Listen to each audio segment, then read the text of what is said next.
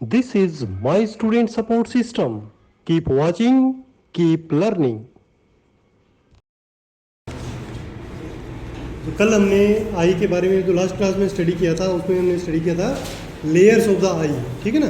तो सारी layers Clara और कोरोइड और जो अपना रेटिना उन सब के बारे में ऑलरेडी स्टडी कर लिया था, ठीक है ना। तो आज हम स्टडी करेंगे इंटीरियर्स ऑफ द आई, यानी आई जो बॉल है उसके अंदर क्या है, ये जो तीनों लेयर्स हैं उनके अंदर क्या है वो हम स्टडी करेंगे। तो interior of eye ball is divided into 2 compartments, ठीक है, बाय लेंस। अब पूरा अंदर का जो गोल है circle inside the eye ball, उसको 2 पार्ट्स में डिवाइड किया गया है, ठीक है ना। किसके द्वारा? लेंस के द्वारा। कि लेंस है उसके एक तरफ का अलग हिस्सा और दूसरी तरफ का अलग हिस्सा, ठीक है। तो उन दोनों का नाम क्या दिया गया है? Anterior compartment and posterior compartment, ठीक है। तो जो हिस्सा लेंस से आगे है वो एंटीरियर कंपार्टमेंट है, छोटा है, और जो पीछे है वो बड़ा है और पोस्टीरियर कंपार्टमेंट होगा, ठीक है ना। अब एंटीरियर कंपार्टमेंट जो है उसको यदि हम ध्यान से स्टडी करें तो फिर से आगे 2 पार्ट्स में डिवाइड किया गया है। कैसे? कि एंटीरियर कंपार्टमेंट में एक तो एंटीरियर चैम्बर है और एक पोस्टीरियर चैम्बर है। एंटीरियर चैम्बर कहाँ है? आइरिस से आगे, ठीक है। आइरिस से आगे का जो एरिया होगा वो एंटीरियर चैम्बर होगा और आइरिस के पीछे का लेंस तक का एरिया पोस्टीरियर चैम्बर होगा, ठीक है। तो पहले आएगा anterior chamber just after cornea, ठीक है ना। कॉर्निया के बाद क्या आएगा? Anterior chamber. उसके बाद आएगा आइरिस जो कलरफुल वाला पार्ट है, उसके पीछे पोस्टीरियर चैम्बर, उसके पीछे लेंस, और लेंस के पीछे क्या आएगा? पोस्टीरियर कंपार्टमेंट, ठीक है ना। तो इस प्रकार के ये सिस्टम इसमें आइज में बना हुआ है। The 2 compartment communicate with each other through the प्यूपिल। अब ये जो एंटीरियर कंपार्टमेंट और पोस्टीरियर कंपार्टमेंट हैं दोनों, उनका कम्युनिकेशन कैसे होता है? प्यूपिल के थ्रू। क्योंकि प्यूपिल क्या है? It is just a hole, एक छेद है। तो एंटीरियर कंपार्टमेंट का जो फ्लूइड है वो पोस्टीरियर में जा सकता है और पोस्टीरियर वाला एंटीरियर में जा सकता है इजीली, ठीक है, जो उस होल के कारण। The 2 compartments are filled with aqueous humour, और इस कंपार्टमेंट के बीच में कौन सा फ्लूइड है?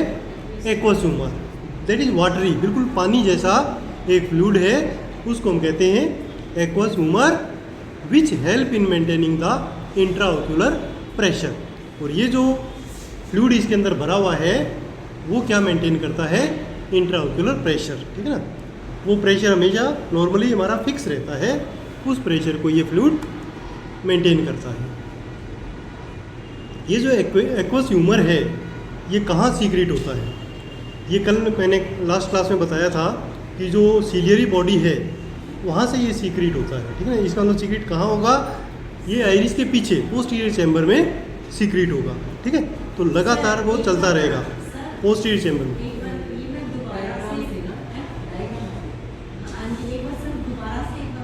हाँ, दोबारा अपन, हाँ, थोड़ा सा इसको डायग्राम की सहायता से समझ लेते हैं ना। हाँ, इसमें देख लीजिए, सिंपल है कि ये हमारा लेंस है, ठीक है। लेंस के पीछे पोस्टीरियर कंपार्टमेंट और लेंस के आगे एंटीरियर कंपार्टमेंट। अब एंटीरियर कंपार्टमेंट में भी 2 हिस्से हैं। कैसे? यहाँ बीच में एक आइरिस है कलरफुल वाला, ठीक है। ये आइरिस और बीच में इसकी जो स्पेस है वो क्या है? प्यूपिल। तो यहाँ पर ये जो कंपार्टमेंट है वो कन्वर्ट हो गया 2 चैम्बर्स में, एंटीरियर चैम्बर और इस आइरिस के पीछे ये पोस्टीरियर चैम्बर, ठीक है। तो ये चीज़ मैंने आपको बताई थी कि सबसे पहले आता है ये कॉर्निया, कॉर्निया के बाद एंटीरियर चैम्बर, उसके बाद ये आइरिस, आइरिस के बाद पोस्टीरियर चैम्बर, पोस्टीरियर चैम्बर के बाद लेंस और लेंस के बाद पोस्टीरियर कंपार्टमेंट। ये सिस्टम होता है, ठीक है ना। अब ये जो पोस्टीरियर कंपार्टमेंट में को तो बाद में देखेंगे, एंटीरियर कंपार्टमेंट में हम देख लेते हैं कि यहाँ पर जो सीलियरी बॉडी है यहाँ से एक्वस ह्यूमर सीक्रेट होता है, ठीक है ना। और ये बिल्कुल वाटरी फ्लूइड है और ये एक्वस ह्यूमर यहाँ सीक्रेट होके और फिर आगे की ओर आता है प्यूपिल के माध्यम से और यहाँ घूमता रहता है और यहाँ से ये एब्जॉर्ब भी हो जाता है, ठीक है ना। पीछे से पोस्टीरियर इसमें चैम्बर में सीक्रेट होगा और इंटीरियर चैम्बर से एब्जॉर्ब हो जाएगा और ये जो फ्लो है वो लगातार चलता रहता है, और ये फ्लूइड करेगा क्या, क्या करेगा, कल बताया था मैंने आपको, it provide nutrition oxygen to the cornea, ठीक है ना, कॉर्निया को भी देगा और ये जो आयरिस के पार्ट्स हैं यहाँ भी, ठीक है। तो ये लगातार एक फ्लो चलता रहेगा। अच्छा, अब आता है एंटीरियर चेंबर पोस्टीरियर चेंबर का, मैंने आपको बता दिया।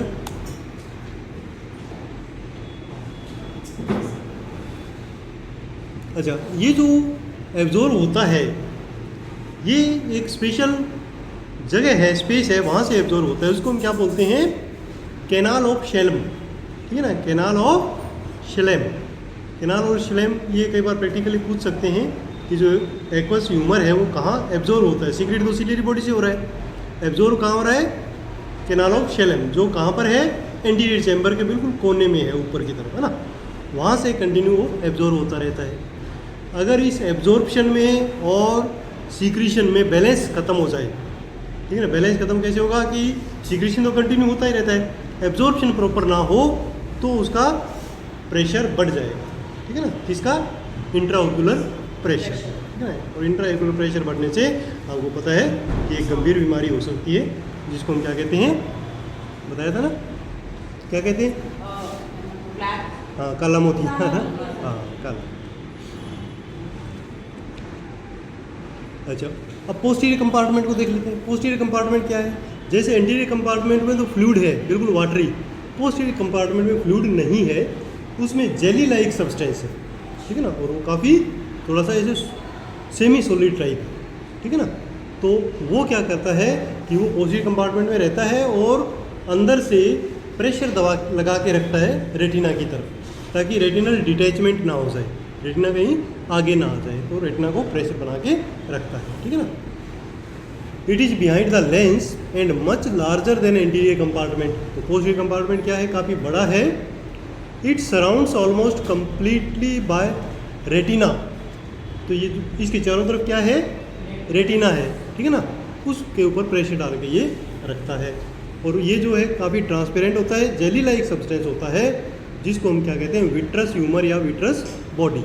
ओके, तो एक चीज़ क्लियर हो गई कि आगे वाला जो पतला पानी जैसा फ्लूइड है वो एक्वस ह्यूमर है, और पीछे वाला जो जेली लाइक है वो क्या है, विट्रस ह्यूमर, ठीक है ना, या विट्रस बॉडी भी कह सकते हैं, क्योंकि वो फ्लूइड तो है नहीं, जेली लाइक सब्सटेंस है, इसलिए हम उसको विट्रस बॉडी भी कह देते हैं। अच्छा, विट्रस जो ह्यूमर है उसके चारों तरफ एक मेम्ब्रेन होती है जिसको हम हाइलोइड मेम्ब्रेन बोलते हैं। तो इस मेम्ब्रेन के अंदर ये जेली रहती है, पूरी फील्ड रहती है। अब आता है अंदर और क्या चीज़ें हैं, लेंस, ठीक है ना। अब लेंस के बारे में थोड़ा जान लेते हैं। लेंस क्या है, लेंस एक जैसे कांच की एक ठोस स्ट्रक्चर जो है वैसी नहीं होती है, ठीक है ना। जो हमारा चश्मा का लेंस है वो तो सॉलिड है, बट ये सॉलिड नहीं है, ये एक बॉल जैसी स्ट्रक्चर है जो एक मेम्ब्रेन के अंदर है, ठीक है, बिल्कुल राउंड है, बट मसल्स के द्वारा, जो हमारे सिलियरी बॉडी में मसल्स हैं उनके द्वारा ये थोड़ी सी कई बार खींच दिया जाता है। जब इसको खींचेंगे तो ये बाई कॉन्वेव लेंस बन जाएगा, थोड़ा सा लूज होगा तो ये थोड़ा मोटा हो जाएगा। तो इसकी यानी फोकस की जो पावर है वो कम ज़्यादा हो सकती है। डिपेंड किसके ऊपर पड़े करेगा, जो मसल्स हैं हमारी सिलियरी बॉडी की उनसे वो कम ज़्यादा होता है। और ये मसल्स किसके प्रभाव में काम करती हैं, ये मसल्स काम करेंगी हमारे किस चीज़ को हमें देखना है उसके ऊपर, और ये ऑटोमेटिक होती हैं। जैसे मान लो हम नज़दीक देख रहे हैं तो लेंस क्या होगा, मोटा हो जाएगा अपने आप, दूर देख रहे हैं पीछे तो वो पतला हो जाएगा। इस प्रकार वो मोटा और पतला क्यों होता है, ताकि जो लाइट आ रही है बाहर से उसको रेटिना के ऊपर पीछे फोकस किया जा सके, ठीक है। इसकी जो फोकस की पावर है वो चेंजेबल है, चेंज हो सकती है, डिपेंड करता है हम किस वस्तु को देख रहे हैं, ठीक है। अच्छा, ये जो लेंस है ये बाई कॉन्वेक्स है, दोनों तरफ ऐसे कॉन्वेक्स होता है, ट्रांसपेरेंट है, 1 सेंटीमीटर इन डायामीटर है, ठीक है ना। कितना मोटा है, 1 सेंटीमीटर इन डायामीटर है, थिकनेस 4 mm है, बट ये थिकनेस चेंजेबल है, चेंज हो सकती है, ठीक है ना। Held between anterior and posterior compartment, anterior posterior compartment के बीच में होता है, और वहाँ पर इसको पकड़ के कौन रखता है, कौन पकड़ के रखता है लेंस को? Suspensory ligaments. सस्पेंसरी लिगामेंट्स जो जुड़े होते हैं सीलियरी मसल्स से, सीलियरी बॉडी से, ठीक है ना। तो वहाँ से सस्पेंसरी लिगामेंट्स और सस्पेंसरी लिगामेंट से लेंस, इस प्रकार ये जुड़ा होता है। The lens is enclosed in A transparent elastic capsule, और वो होता किसके अंदर है? एक कैप्सूल होता है जो ट्रांसपेरेंट है, मेम्ब्रेन का बना हुआ, उसके अंदर होता है। और वो मेम्ब्रेन क्या होती है? इलास्टिक होती है, खींच सकती है और छोटी भी हो सकती है। ओके, ये इतनी चीज़ें हमारी आईज के अंदर होती है, ठीक है। तो इंटीरियर्स ऑफ आई के अंदर क्या क्या हो गया? दो तो हमारे हो गए कंपार्टमेंट्स, बीच में हो गया लेंस, इसके अलावा जो पोस्टीरियर कंपार्टमेंट है उसमें है एक जेली लाइक स्ट्रक्चर जिसको हम विट्रस ह्यूमर कहेंगे या विट्रस बॉडी कहेंगे, और एंटीरियर साइड में क्या है? वाटरी सब्सटेंस जिसको हम एक्वस ह्यूमर कहेंगे या फ्लूइड कहेंगे, है ना। अच्छा, अब आता है एसेसरीज ऑफ आई। एसेसरीज में क्या है? एक्स्ट्रा चीज़ें जो आंखों के बाहर हैं। क्या क्या हैं एसेसरीज में आती हैं? तो आईब्रोज, ये सब लोग आप जानते हैं, आई लिड्स एंड आई लैशेज आते हैं, लेक्राइमल अपरेटस आता है, ठीक है। आईब्रोज क्या है? आईब्रोज आप सब लोग जानते हैं कि ये थोड़ा सा एक आर्च जैसी स्ट्रक्चर है, ये वाली बालों से बनी हुई, ठीक है ना, दोनों तरफ होती हैं, दोनों आंखों के ऊपर एक एक, जिसमें छोटे छोटे बाल होते हैं, ठीक है ना। अब इसका काम क्या है? ये तो सुंदरता के लिए तो वही है ना, देखने में अच्छी लगती है ना आईब्रोज करवाते हैं, एक पर्पज़ तो वो हो गया। दूसरा मेन पर्पज़ जो ईश्वर ने बनाया वो तो हम लोगों ने बना दिया। ईश्वर ने बनाया इसको प्रोटेक्शन के लिए, कि जैसे मान लो पसीना आता है ऊपर से तो वो यहाँ पर अटक जाता है, मिट्टी धूल है वो यहाँ पर अटक जाती है, तो ये बाल उसको रोक लेते हैं, आंखों की प्रोटेक्शन करते हैं, ठीक है ना। तो एक काम तो हो गया है आंखों की प्रोटेक्शन करने के लिए, है ना। और दूसरा देखने में तो अच्छा लगता ही लगता है, फॉरेन बॉडी अंदर नहीं जा पाती। उसके बाद आईलिड और आईलैशेस, ये क्या है? सर इसका तो आईलिड्स का तो फॉरेन बॉडीज का हाँ, आई, हाँ, जो आईब्रो है ये भी प्रोटेक्शन के लिए है। हाँ, और उसके बाद आई जो लिड है वो भी प्रोटेक्शन के लिए है ना। आई लिड क्या है? एक प्रकार का दरवाज़ा है, ठीक है ना, बंद करने वाला। दो दरवाजे हैं, जैसे ये ऊपर वाला नीचे वाला ना, तो ये बंद हो जाता है और खुल जाता है। अब इन दोनों दरवाज़ों में एक दरवाज़ा मूव करता है ज़्यादा और दूसरा दरवाज़ा नए के बराबर मूव करता है ना। तो ये ऊपर वाला ही आगे बंद होता है, नीचे वाला तो फिक्स रहता है, ये वाला बंद होता है, ठीक है ना। तो ये आई लिड क्या करती है?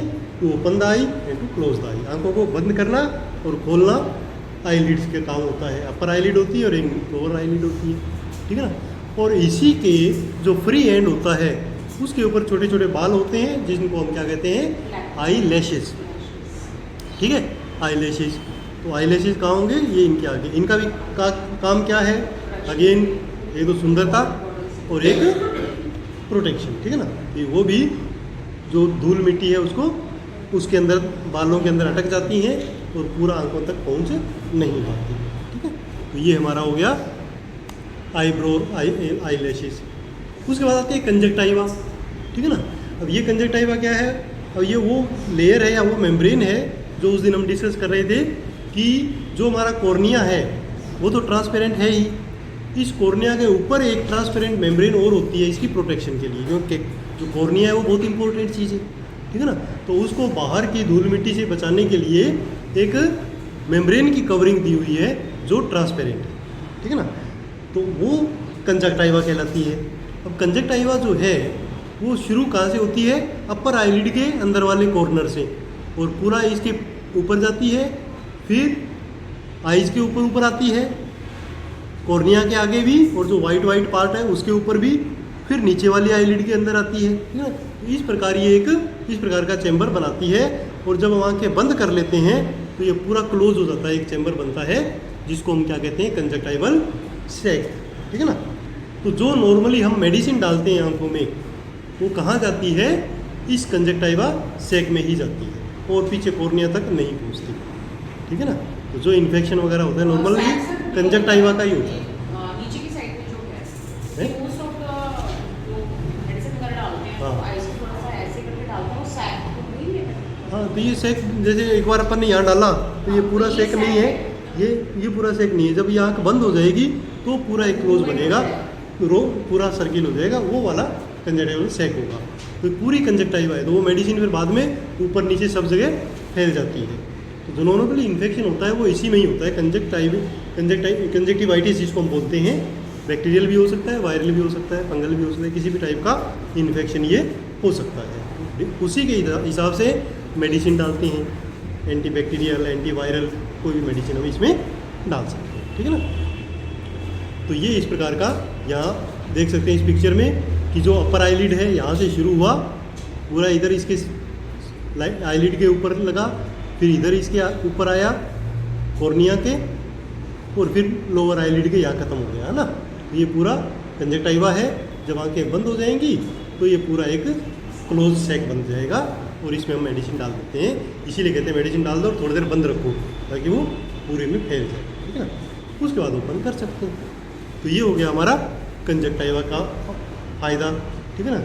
ये भी हमारे कॉर्निया को इन्फेक्शन से बचाती है, ठीक है, एक प्रोटेक्टिव लेयर बना देती है, ठीक है ना। तो इसमें तो शुरू में क्या होगा कि कंजक्टाइवा ही खराब हुआ, कोई बात नहीं, ठीक हो जाएगा। तो कंजक्टाइवा नहीं हो तो सीधा कॉर्निया खराब तो मतलब अंधापन, ठीक है ना। उसके बाद एक इम्पोर्टेंट चीज़ आती है लेक्राइमल अपरेटस, ठीक है ना। लेक्राइमल अपरेटस क्या है, जिसको हम कहते हैं आंसू की ग्रंथियाँ, ठीक है ना। आंसू की ग्रंथियाँ हैं, पूरा एक सेट बना होता है, इसलिए इसको अपरेटस बोलते हैं, जिसमें कई चीज़ें होती हैं।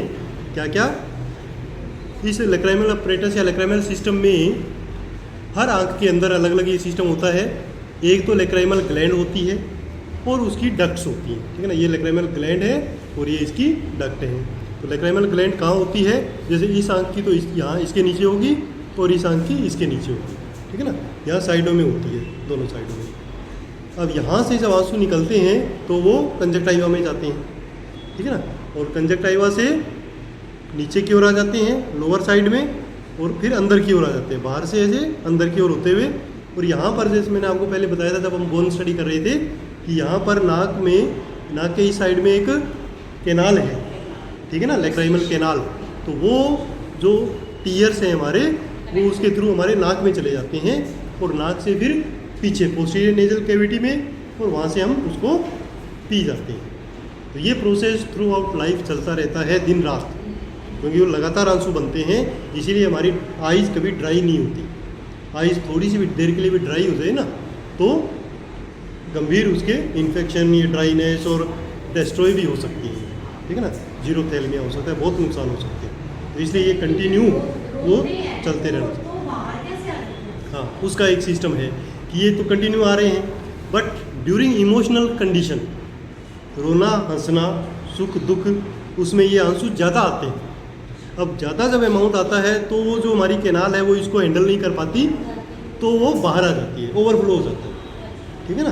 तो इसलिए वो बाहर दिखते हैं, अदरवाइज वो कंटिन्यू एब्जॉर्ब होते रहते हैं, ठीक है ना। तो ये हमारा सिस्टम है आंसुओं का, है ज़्यादा आने से बाहर आता है, अदरवाइज है नहीं, ऐसा कुछ नहीं है। वो अंदर पानी है, जितना मर्जी निकाल लो, ठीक है ना, कोई दिक्कत नहीं है। ऐसे जब वो कहानियों में होता है ना कि इतनी रोई कि अब उसके आंसू सूख गए, ऐसा कुछ नहीं होता है, आंसू कभी नहीं सूखते हैं। वो इमोशनल कंडीशन, अगर इमोशनल कंडीशन अगर होगी तो आंसू जरूर आएंगे, ठीक है ना। बाकी कुछ डिजीज ऐसी हैं जिसमें ड्राइनेस हो जाता है, आंसू बिल्कुल नहीं आते।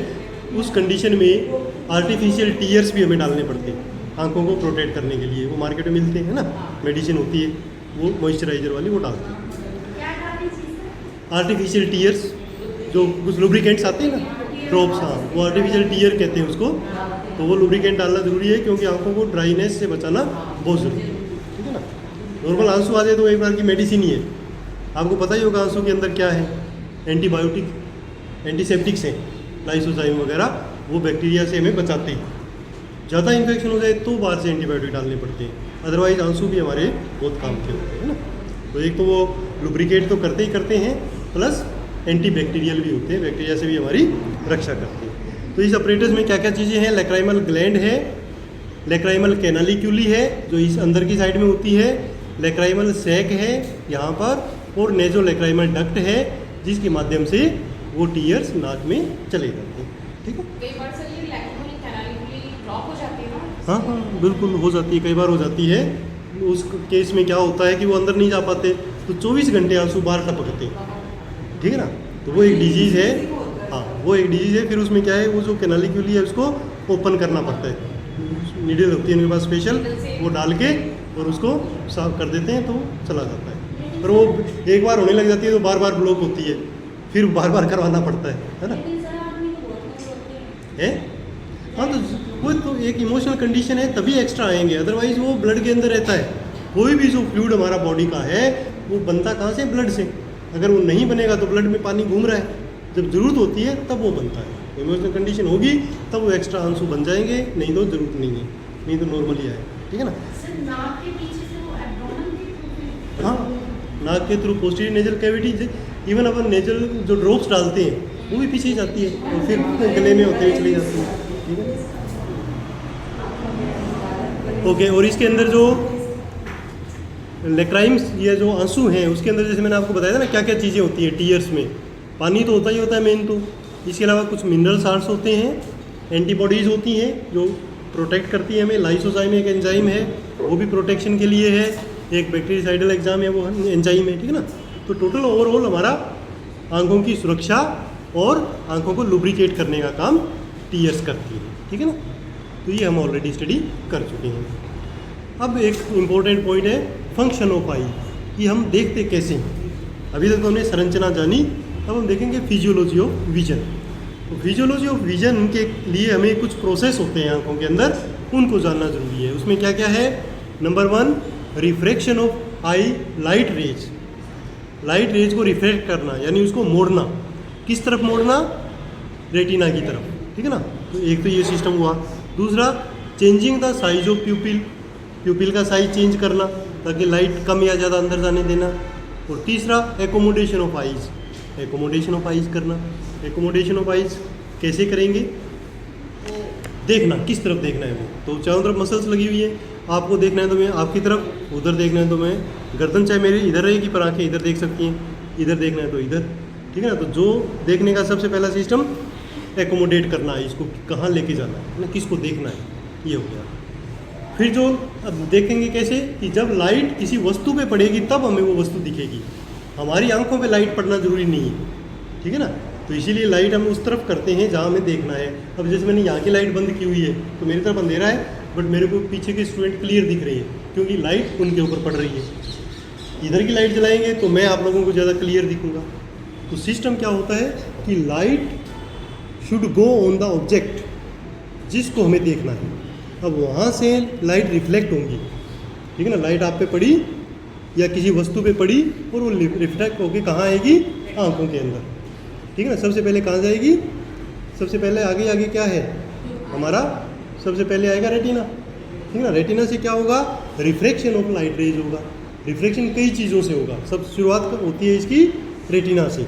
रेटिना उसको थोड़ा सा मोड़ता है, उसके बाद लेंस थोड़ा और मोड़ देता है, उसके बाद वो रेटिना पे फोकस हो जाती है, ठीक है ना। और जब रेटिना पे फोकस होगी तो मैंने आपको बताया था क्या होता है, वहाँ पर रोड एंड कोन सेल्स होती हैं, वो इस लाइट को कन्वर्ट कर देती हैं नर्व इम्पल्स में, और वो नर्व इम्पल्स हमारी ऑप्टिक नर्व के थ्रू ब्रेन तक वो फोटो पहुंचा देता है कि सामने हमारे क्या है। स्टिल पिक्चर, फोटोज भी भेजता है और वीडियोज़ भी भेजता है, ठीक है ना। वीडियो सब 24 घंटे चलता ही रहता है ना। तो ये हमारा सिस्टम होता है फिजियोलॉजी का। तो रिफ्रैक्शन का आप देख लीजिए, इसमें वैसे मैंने आपको समझा दिया, सिंपल इसको पढ़ सकते हैं कि when light rays pass from a medium of one density to another then it bends. तो ये बेंड होती है, ठीक है ना। और बेंड होने का हर जगह से बेंड होती है। सबसे पहले जब वो कंजक्टाइवा से निकलती है तब भी थोड़ी सी बेंड होती है, फिर कॉर्निया से निकलती है तब और बेंड होती है, फिर एक्वस फ्लूइड में जाती है तब भी बेंड होती है, लेंस में जाती है तब भी बेंड होती है, और विट्रस बॉडी से गुजरती है तब भी बेंड होती है, और फाइनली वो फोकस हो जाती है रेटिना के ऊपर। तो इस प्रकार वो हमें वस्तु दिखाई दे जाती है। प्यूपिल का साइज़ भी इसमें काफ़ी इंपॉर्टेंट है, ठीक है ना। प्यूपिल का साइज़ कैसे चेंज होता है, आइरिस के कारण। अगर लाइट ज़्यादा है तो वो मसल्स खींचेगी, आइरिस बड़ा होगा और प्यूपिल बड़ा हो जाएगा।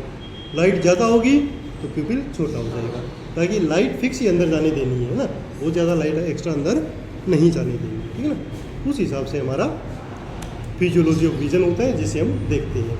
और एकोमोडेशन का मैंने आपको बता ही दिया, इधर उधर देखना, उसको वस्तु के ऊपर में फोकस करना, वो सारा का सारा हम कर देते हैं। इसके अलावा बीच में लेंस भी अपना काम करता है कि अगर मान लो जैसे सब कुछ सेट हो गया फिर भी फोकस नहीं हुई लाइट, तब लेंस का काम आता है। लेंस अपने आप की वो जो फोकस लेंथ है वो मोटा या पतला होके और फाइनली वहाँ फोकस कर देता है। अच्छा, अब एक प्रॉब्लम आती है कई बार, जैसे मेरे को है आप लोगों को भी बहुत सारों को है, कि लेंस हमारा धीरे धीरे कमज़ोर हो जाता है, उसकी मसल्स, तब वो प्रॉपर फोकस हो नहीं पाता और वो रेटिना की बजाय इमेज वहाँ नहीं बनती, धुंधली बनती है। तो उसको फोकस करने के लिए हमें एक्स्ट्रा लेंस लगाना पड़ता है, तब जाके वो फोकस होता है और हमें चीज़ें दिखाई देती हैं। और ये किस टाइप का हमें लेंस लगाना है वो डिपेंड करता है कि हमारा लेंस किस टाइप का काम कर रहा है। कई अपने को नियर साइटेडनेस होती है, नज़दीक की नज़र कमज़ोर होती है, कई बार दूर की कमज़ोर होती है, तो दोनों में ही अलग अलग टाइप का लेंस हमें लगाना पड़ता है। मेन हमारा मोटो या ध्येय या उद्देश्य क्या है कि उस लेंस की सहायता से लाइट को रेटिना पे फोकस करना। जैसे ही वो फोकस होगी हमें चीज़ें क्लियर दिखेंगी, ठीक है। तो ये हमारा सारा सिस्टम हमारा फिजियोलॉजी ऑफ विजन कहलाता है, जिससे हमें चीज़ें दिखाई देती हैं, ठीक है ना। My student support system. Keep watching, keep learning.